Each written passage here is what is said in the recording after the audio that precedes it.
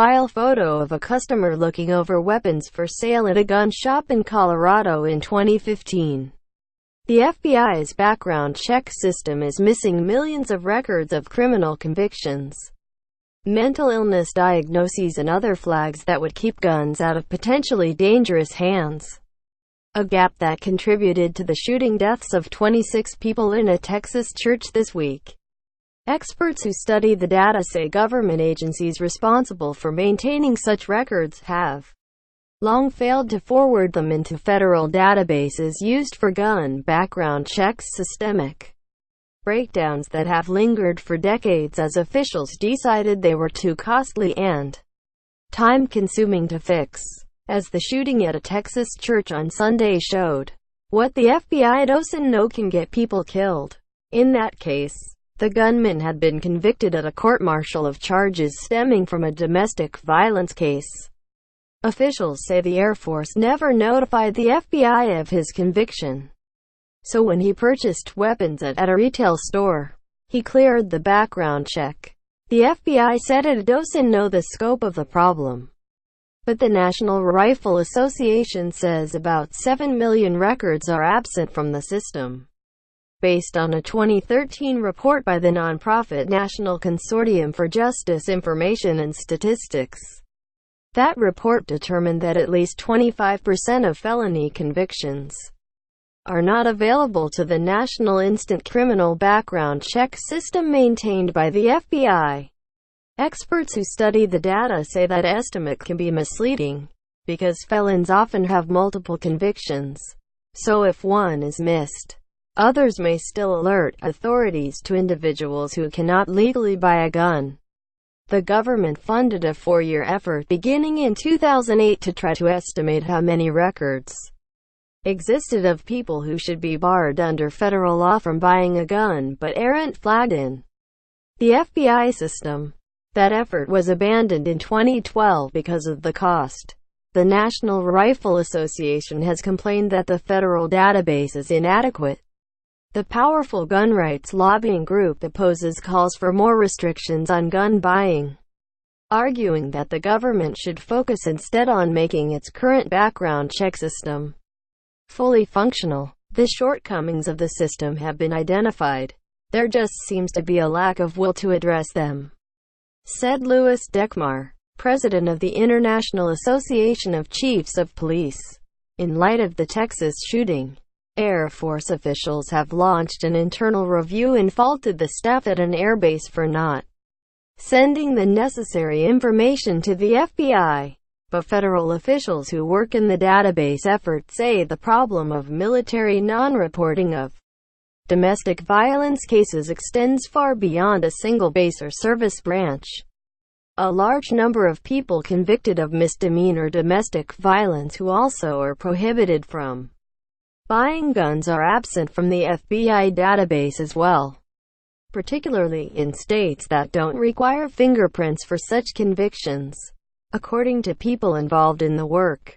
According to FBI records, at the end of last year, the Pentagon had exactly one active record for a misdemeanor domestic violence conviction in one of the FBI's main gun background check databases, though there are 2 other large databases in which such records could be gathered and for which data was not available. By contrast, the database held nearly 11,000 dishonorable discharge records. Asked about the gaps in the data, an FBI spokesman said the information law enforcement agencies provide to the FBI varies greatly across the nation. A potential domestic violence arrest, the spokesman said, can be one of the most difficult federal firearms prohibitions to establish, because state or local records often do not indicate whether a particular assault meets the federal definition for domestic violence. By the end of last year, there were 109 domestic violence conviction records in the main FBI database for gun purchase background checks. Officials said that was a marked improvement from years past. In 2008, for example, there were only about 46,000 such records in the system. But FBI officials said they can't tell how many domestic violence convictions they are still missing. An FBI spokesman declined to say which states are not providing important data into the system. In many states, there are literally hundreds of courts and law enforcement agencies that maintain original source records. The 2013 report from the National Consortium for Justice Information and Statistics concluded, there is no practical way to obtain estimates about these records from so many agencies, or to even ask them to take on the burden of counting records. Others who work with gun background check data said the gaps are clear and have been known for years. Besides felonies and misdemeanor domestic violence convictions, the FBI also misses an untold number of drug addicts. Because there is no good mechanism for probation or parole services agencies to share that type of data with the Bureau. That lack of visibility also proved deadly when white supremacist Dylan Roof purchased a gun and killed 9 worshippers at a historic black church in Charleston, S.C. In 2015, the FBI later concluded he shouldn't have been able to buy the weapon because he had recently confessed to drug possession. That confession was not entered into the background check database, and Roof was able to buy a gun 2 months before the attack. This case rips all of our hearts out, FBI Director James B. Comey said at the time. The thought that an error on our part is connected to this guy's purchase of a gun that he used to slaughter these good people is very painful to us. He ordered a 30-day review to examine procedures that led to the failure. Awareness of the problems with the database go back even further. President Barack Obama signed an executive order in 2016 aimed in part at improving the quality of the federal gun background check database. It directed the FBI to overhaul the background check system so that checks are more instantaneous, and to hire 230 more staff to help with the vetting. At the Pentagon, the problem goes back decades. In 1997, an internal review found the military was not consistently submitting criminal history data to the FBI criminal history files. The Pentagon's review found a mostly unused notification system meant to alert federal law enforcement about crimes committed by troops that would lead to prohibition of the purchase of firearms. Like the domestic violence convictions Kelly received, the Army and Navy failed in more than 80% of cases to forward FBI fingerprint card files to the Bureau. The Air Force failed to send them in 38% of cases. The probe concluded that the services were plagued by unclear directives from the Defense Department on how and when to submit the forms. A review in 2015 found an improvement of reporting rates, with 30% of the Navy, Air Force and Marine Corps failing to submit fingerprint cards and final case outcome reports to the FBI. The Army was not evaluated because of limited data. The report said, if the problem is that we didn't put something out, we'll correct that. Defense Secretary Jim Mattis said Tuesday of Kelly's case.